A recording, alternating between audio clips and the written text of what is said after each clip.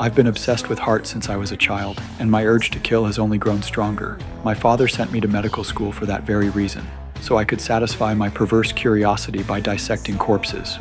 But the cadavers in anatomy class were all drained of blood. Without that flash of red, I felt instantly deflated. One night, my sister and I went to a party. Not long after, one of her friends told me a man had taken my sister upstairs. I stormed up and shoved him down the stairs. I pounded his face with my fists, and when I saw his nose bleeding, I could no longer hold back the urge to kill. I noticed a fruit knife on the table beside us. Just as I reached for it, my sister rushed over and stopped me. To keep my murderous impulses in check, my father would often take me hunting, but that day he suddenly suffered a myocardial infarction.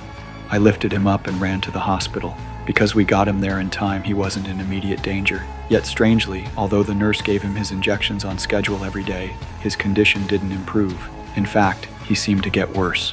Then one day, passing a ward, I saw the nurse who had been giving my father his shots offering comfort to a patient's family, and she flashed an eerie smile. Because I study serial killer cases often, I immediately suspected something was off. When the nurse wasn't in the office that day, I slipped in and in a folder found newspaper clippings about dead people, including the patient who had just died in the next ward.